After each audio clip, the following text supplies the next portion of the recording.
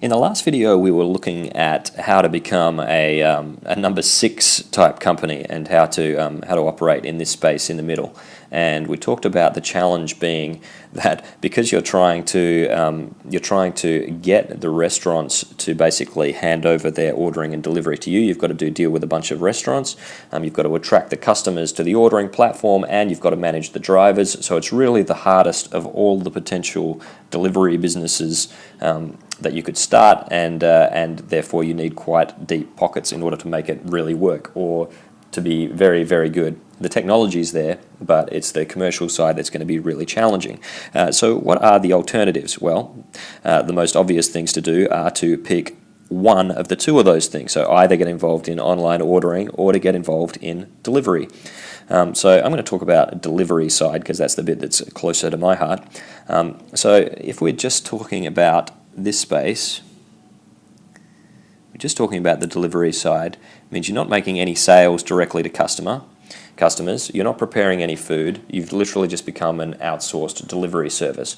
So why would anyone want to use this kind of a service? Well, for one thing, if you're a smaller restaurant down here in the preparation game, whether your orders are coming from a platform or whether you're making the sales yourself, whether or not it's worthwhile you making your own deliveries really depends on how many deliveries you're getting, because you don't have economies of scale, you don't necessarily have that big of a team, so it becomes just a logistical headache that you get, and it's not really a profit center for you because you don't know how many people that you need.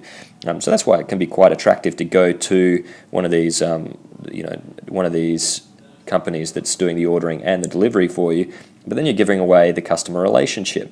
So if you are not making the delivery and you're letting the same people make the sale and the delivery, well, they're the only ones who ever talk to your customers. And that means the next time that you get a sale, it's more likely to go back to the online platform rather than to your platform.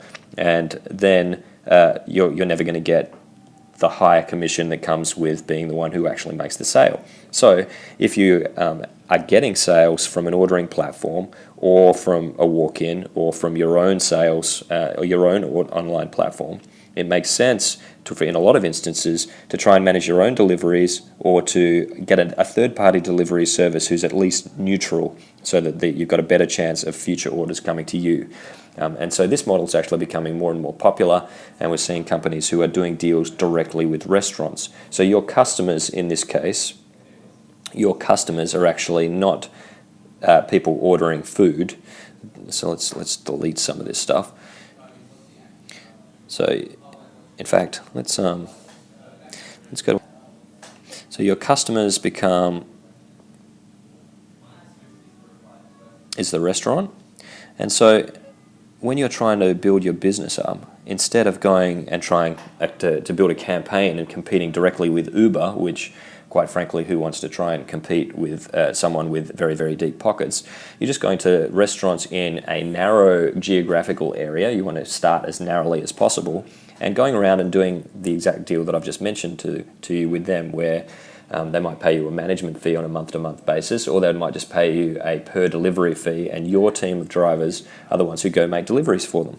And so either you promote their brand or you don't promote a brand, and you're just giving their customers a really good experience that doesn't come from one of the big delivery and ordering platforms. So they're hopefully going to have a cheaper delivery because you're going to charge them a flat rate rather than a percentage rate, and then they keep a greater ownership of their brand than otherwise would be the case.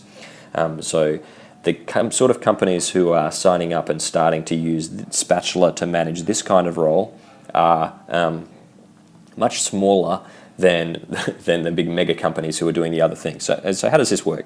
You basically got the orders coming in. Let's just come back to this other page for a sec. So because you're just doing the deliveries, the actual seller might be an ordering platform, or in many cases it's multiple ordering platforms.